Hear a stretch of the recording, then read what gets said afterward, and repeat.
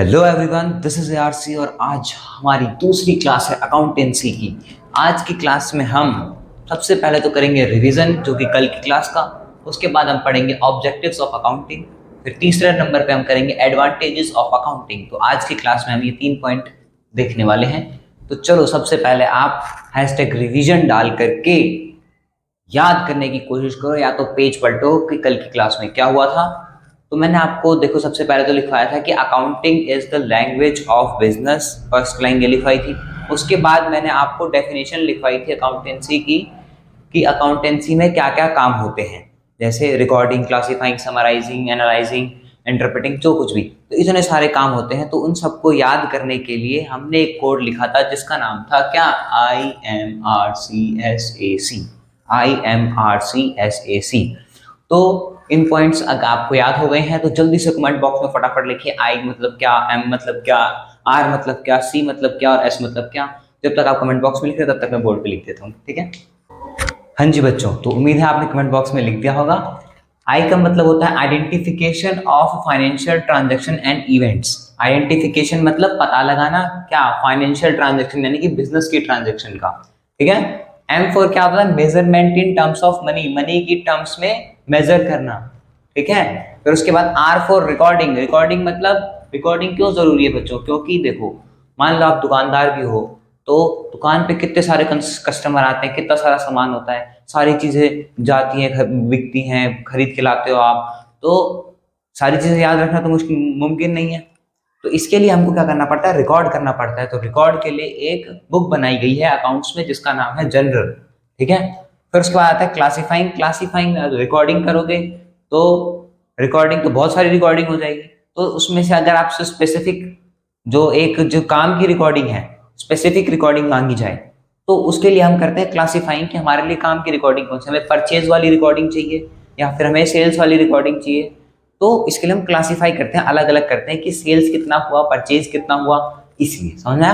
तो ये कौन सी बुक में करते हैं, अलग अलग लेजर बुक में करते हैं, ठीक है। अब बात आती है समराइजिंग की। IMRCS, एस पे आ चुके हैं हम बच्चों, दो और बचे। तो एस मतलब समराइजिंग। समराइजिंग का मतलब क्या कि टोटल ट्रांजेक्शन को समराइज कर दो, यानी कि टोटल परचेज कितना हुआ है और टोटल सेल्स कितना हुआ है। देखो जैसे कि अब मैंने पिछली वीडियो में बताया था कि मान लो आपने 10 रुपए का कुछ भी खरीदा, पेन खरीदा, और फिर 5 रुपए का इरेजर खरीदा, जो कुछ भी। फिर उसके बाद 20 रुपए की नोटबुक खरीदी, 100 रुपए की एक बुक खरीद ली। तो इतनी सारी ट्रांजेक्शन हो गई। अब पापा से कहोगे पापा मैंने 10 रुपए का पेन खरीदा, 5 रुपए की ये खरीदी, नोटबुक खरीदा, बुक खरीदा, तो पापा कहेंगे कि टोटल कितना रुपए आपने खर्च कर दिया। तो वही चीज बिजनेस में भी अप्लाई होती है कि टोटल ट्रांजेक्शन का समराइज कर दो, बिजनेस में आपको टोटल कितना परचेज आया है और टोटल कितना सेल्स हुआ है, उसके लिए हम यहाँ पे समराइज कर देते हैं जो भी हमारी रिकॉर्डिंग हुई हो, जो भी हमारी क्लासिफिकेशन हुई हो, है ना, ठीक है। तो रिकॉर्डिंग में जनरल में हम क्या समराइज करेंगे कि टोटल नंबर ऑफ ट्रांजेक्शन हमारी कितनी हुई है इस मंथ। और समराइजिंग में क्या करेंगे कि मतलब लेजर में क्या करेंगे कि टोटल नंबर ऑफ परचेज और टोटल नंबर ऑफ सेल्स कितनी हुई है हमारी, ठीक है। तो यही चीज हम समराइजिंग में करते हैं कि लेजर की ट्रांजेक्शन निकाली और समराइजिंग में समराइज कर दिया कि टोटल हमारी पर ट्रांजेक्शन इतनी हुई है और टोटल सेल्स इतनी हुई है। तो टोटल सेल्स के लिए हम इसका टोटल करेंगे 10, 5, 15 और 20, 20, 30, 35 और 135, 135 रुपीज की जो है आपने परचेज करी, 135 रुपीज आपने अपने पापा के खर्च कर दिए। तो इसके लिए समराइजिंग हमारी जरूरी होती है, ठीक है। आपने ये रिकॉर्ड कहाँ किया, परचेज का जनरल में, ठीक है। और उसके बाद रिकॉर्ड करने के बाद अब ये परचेज है या सेल है, ये आपने कहाँ क्लासीफाई किया, लेजर में क्लासीफाई किया। फिर उसके बाद टोटल नंबर ऑफ परचेजिंग कितनी है, तो इतनी है। तो ये हमने कहाँ किया, समराइजिंग में किया कि टोटल हमने इतने रुपए खर्च कर दिए, समझ में आ गया। अब एनालाइजिंग में क्या हुआ था बच्चों, एनालाइजिंग में हमने डिटरमाइन किया था भाई कि एनालाइज किया था कि प्रॉफिट हुआ है हमको या लॉस हुआ है। तो प्रॉफिट हुआ है या लॉस हुआ है ये एनालाइज कैसे होगा, एनालाइजिंग में। जैसे कि मान लो आपने 135 रुपए का खरीदा और वहीं पे आप दुकानदार है, दुकान का सामान हो गया मान लो, तो 135 रुपए का खरीदा और आपने 150 का बेच दिया, 150 का बेच दिया। तो आपको प्रॉफिट हुआ है या लॉस, ये हम चेक करते हैं अपने एनालाइजिंग में। और सी जो लास्ट वाला बच गया आपका, वो होता है कम्युनिकेटिंग टू द यूजर्स, यानी कि अपने बिजनेस में आपको फायदा हो रहा है या नुकसान हो रहा है, या अपने इन्वेस्टर्स को या फिर जो भी, तो लोगों को बताना पड़ता है। इन्वेस्टर को, गवर्नमेंट को टैक्स देना होता है एक्सटेंडेड टाइम पे कि हमारा लॉस हुआ है या प्रॉफिट हुआ है, अपने इन्वेस्टर्स को बताना पड़ता है। अगर आप बहुत बड़ी कंपनी में है तो अपने मैनेजर्स को बताना पड़ता है, वर्कर्स को बताना पड़ता है, तो सबको बताना पड़ता है। तो वही लास्ट पर टर्म हो गई हमारी कम्युनिकेटिंग टू द यूजर्स। तो यही है अकाउंटिंग, इन्हीं प्रोसेस के थ्रू जो है वो हर जगह की जाती है, हर बिजनेस में की जाती है। तो आपको ये की पॉइंट याद रखने हैं कि IMRCSAC, I for identification, M for measurement, R for recording, C for classifying, S for summarising, A for analysing and C for communicating to the users. ठीक है, तो उम्मीद करता हूं बच्चों कि आपको ये सब याद हो गया होगा। अब चलते हैं नेक्स्ट टॉपिक, जो कि हमारा आज का टॉपिक है। हाँ जी बच्चों, तो आज की दूसरी हेडिंग डाल लीजिए, ऑब्जेक्टिव्स ऑफ अकाउंटिंग। यानी कि आज की जो चर्चा है पूरी, लगभग आधी चर्चा हम इसी के ऊपर करने वाले हैं। हमारा रिवीजन हो चुका है तो इसके ऊपर टिक, और ऑब्जेक्टिव्स ऑफ अकाउंटिंग अभी चल रहा है। ठीक है,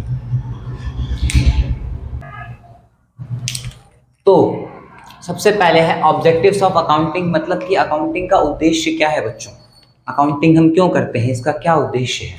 तो पहला उद्देश्य यह है कि मेंटेनिंग अकाउंटिंग रिकॉर्ड्स, वही मैंने बताया रिकॉर्डिंग वाले पॉइंट में, आर वाले पॉइंट में, IMR तीसरे वाले पॉइंट में, कि रिकॉर्डिंग की सारी चीजें हम याद नहीं रख सकते, इसलिए मेंटेनिंग अकाउंटिंग रिकॉर्ड्स हमको लिखना जरूरी है। तो यही मेंटेन करता है अकाउंटिंग रिकॉर्ड को। ठीक है, मेंटेनिंग अकाउंटिंग रिकॉर्ड्स। ठीक है, उसके बाद determining the profit and loss, profit and loss को डिटरमाइन करता है, प्रॉफिट एंड लॉस को डिटरमाइन पता लगाता है। ये कौन सा वाला पॉइंट, अच्छा बताओ कि रिकॉर्डिंग हम कहाँ करते हैं, बताओ एक बार, रिकॉर्डिंग हम कहाँ करते हैं। पिछली क्लास में बताया था और इस क्लास में भी बताया अभी रिवीजन के टाइम पर। रिकॉर्डिंग करते हैं बच्चों जर्नल में। वेरी गुड, देखा याद करने का फायदा हो रहा है ना। अब determining profit and loss, profit and loss का पता कैसे लगता है, कब लगता है बताओ। बिल्कुल सही, एनालाइजिंग में। ठीक है, ए वाला पॉइंट, IMRCSA, यहाँ वाले पॉइंट में, लास्ट थर्ड वाले में। ठीक है, तो एनालाइजिंग में पता लगाते हैं हम प्रॉफिट एंड लॉस का। ठीक है, उसके बाद डिटरमाइनिंग द फाइनेंशियल पोजीशन, किसी भी बिजनेस की फाइनेंशियल पोजीशन का पता लगाना। फाइनेंशियल पोजीशन मतलब प्रॉफिट एंड लॉस का पता लगाना नहीं, फाइनेंशियल पोजीशन बच्चों हम कह सकते हैं नेटवर्थ, किसी भी इंसान की नेटवर्थ, किसी भी कंपनी की नेटवर्थ कितनी है, total net worth.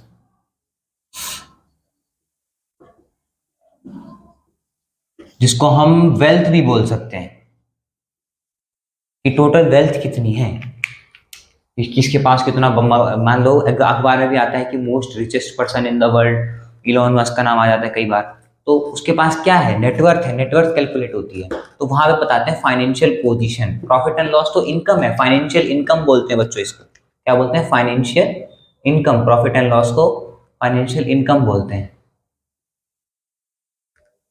Profit and loss का पता लगाने को फाइनेंशियल इनकम बोलते हैं। लेकिन नेटवर्थ को और वेल्थ को हम क्या बोलते हैं, फाइनेंशियल पोजीशन बोलते हैं। तो अंतर समझ में आ गया। तो अकाउंटिंग के 3 मेन जो हैं ऑब्जेक्टिव्स क्या क्या हो गए, मेंटेनिंग अकाउंटिंग रिकॉर्ड्स कहाँ पर, जनरल में। Determining the profit and loss कहाँ पे, एनालाइजिंग में। Determining the profit and loss, उसके बाद डिटरमाइनिंग फाइनेंशियल पोजीशन। डिफरेंस पता चल गया, प्रॉफिट एंड लॉस का डिटरमाइनिंग क्या होता है, फाइनेंशियल इनकम, और determining the financial position, financial position क्या होता है, नेटवर्थ और वेल्थ होती है। समझ गए, तो जल्दी से रिवीजन करो। Objectives of accounting, number 1 maintaining accounting records, second determining the profit and loss, उसके बाद determining the financial position of the business. समझ में आ गया।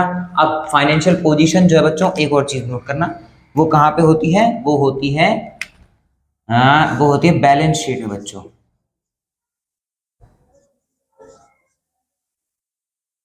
सर ये बैलेंस शीट क्या होता है बच्चों, इसके बारे में हम आगे की क्लास में डिटेल में बिल्कुल पढ़ेंगे। तो अभी के लिए बस लिख लो कि फाइनेंशियल पोजीशन का पता हमको कहाँ से चलता है, बैलेंस शीट से चलता है। तो बच्चों जल्दी से इसको नोट करेंगे, उसके बाद हम 2 और ऑब्जेक्टिव्स लिखेंगे, ताकि एग्जाम में 3 से 4 नंबर में पूछा जाता है। 3 पॉइंट बहुत होते हैं, लेकिन मैं अगर आपको 5 लिखाऊंगा तब जाके आप 4 याद करेंगे या 3 याद करेंगे। तो इसलिए जल्दी से नोट करें, उसके बाद 2 और लिखते हैं फटाफट से।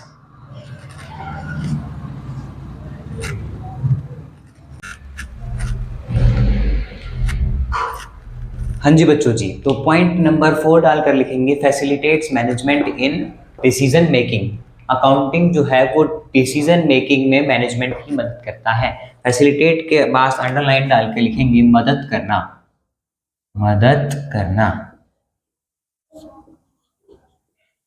ठीक है, अब मैनेजमेंट का मतलब क्या होता है बच्चों? देखो, ऑफिस में एक होता है कॉर्पोरेट रूम, वहां पर एक राउंड टेबल लगी होती है और वहां पर बहुत सारे टॉप लेवल के लोग बैठे हुए होते हैं, सीईओ ऑफ कंपनी और मैनेजर ऑफ द कंपनी, ये सब चारों बैठे होते हैं राउंड टेबल के चारों तरफ और डिसीजन ले रहे होते हैं कि ये है आपका बिजनेस और यहाँ पर हम नई इन्वेस्टमेंट प्लान कर रहे हैं। ये लोग चारों नई इन्वेस्टमेंट प्लान कर रहे हैं 20 लाख रुपए की, 20 लाख रुपए की नई इन्वेस्टमेंट में, और पैसे इस बिजनेस को दे रहे हैं। अब आप हैं, अब यहाँ से आप आए, आपने तो अकाउंट्स पढ़ी हुई है, तो आप यहाँ पर कर रहे थे क्या? IMRCSAC, और यहाँ पर आपने क्या किया? यहाँ पे आपको एनालिसिस के टाइम पे पता चला कि इस बिजनेस में तो हमें लॉस हो रहा है। लॉस जो है वो हमको कितने का हो रहा है? 40 लाख का लॉस है इस बिजनेस पे। तो 40 लाख के लॉस पे हम कैसे इन्वेस्टमेंट कर सकते हैं? तो ये हमको किससे पता चला बच्चों? अकाउंटिंग से पता चला, है ना? इस बिजनेस में हमको क्या हो रहा है? लॉस हो रहा है। तो क्या अब भी आप इसमें इन्वेस्ट करोगे? नहीं। तो अकाउंटिंग का ये भी एक बहुत इंपॉर्टेंट फीचर हो जाता है कि फैसिलिटेट, मदद करना, किसकी? मैनेजमेंट की, इन डिसीजन मेकिंग। डिसीजन मेकिंग मतलब इन द सेंस कि इन्वेस्ट करें या ना करें। समझ में आया? तो अब 5वां पॉइंट जल्दी से पहले इसको उतार लो और फिर हम 5th पॉइंट की तरफ चलेंगे, ठीक है? ताकि आपको कम से कम 5 पॉइंट याद आ जाए, तो आप 3 या 4 एग्जाम में लिख लें और आपको 3 या 4 नंबर मिल जाए। ठीक है, जल्दी से नोट करें।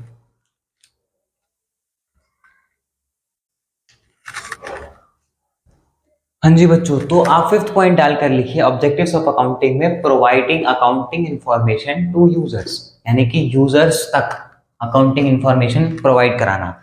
ये आप कौन सा लोग की पॉइंट से लिख सकते हैं, या आप उस की पॉइंट से लिंक कर सकते हैं IMRCSA और लास्ट वाला C, communicating to the users. तो providing, communicating to the users information, users को इंफॉर्मेशन देते हो, प्रोवाइड करवाते हो, है ना? तो ये लास्ट पॉइंट हो जाता है हमारा ये। ठीक है, तो यहाँ पर ऑब्जेक्टिव्स ऑफ अकाउंटिंग आपका कंप्लीट हुआ। ठीक है, तो जल्दी से आप एक बार रिवाइज कीजिए अपनी नोटबुक में, तब तक हम फिर बढ़ते हैं अपने अगले टॉपिक की तरफ, जिसका नाम है एडवांटेजेस ऑफ अकाउंटिंग। अकाउंटिंग की क्या एडवांटेजेस हैं? ठीक है, तो जल्दी से इसको नोट कीजिए और जल्द से रिवाइज कर लिए फटाफट अपनी कॉपी में कि 5 पॉइंट कौन कौन से हैं। ठीक है,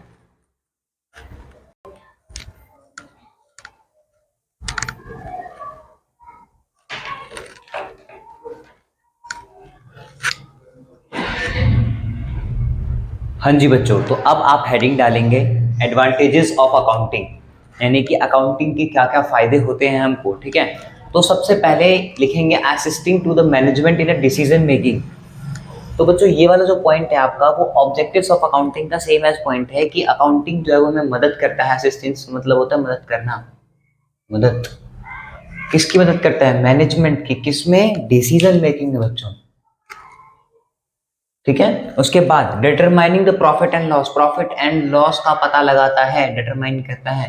ठीक है, इन बिजनेस में ये भी ऑब्जेक्टिव्स ऑफ अकाउंटिंग का पॉइंट है। उसके बाद determining the financial position, financial position का भी पता लगाता है, किसमें? बिजनेस के अंदर में, अकाउंटिंग। उसके बाद रिप्लेस मेमोरी, आपकी दिन भर में हजारों ट्रांजैक्शंस होती हैं बिजनेस के अंदर में, तो याद रखना नामुमकिन है।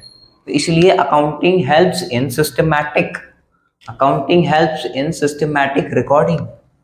अकाउंटिंग जो है वो सिस्टमैटिक रिकॉर्डिंग प्रोवाइड करवाता है बाय द हेल्प ऑफ किसकी, किस बुक में रिकॉर्डिंग होती है, जनरल के अंदर में, है ना। उसके बाद एविडेंस इन कोर्ट, बच्चों एविडेंस की फॉर्म में भी अकाउंटिंग काम आती है, कोर्ट एविडेंस के रूप में भी काम आती है बच्चों, कोर्ट के अंदर में अकाउंटिंग एविडेंस प्रूफ के तौर पर दिखाया जाता है।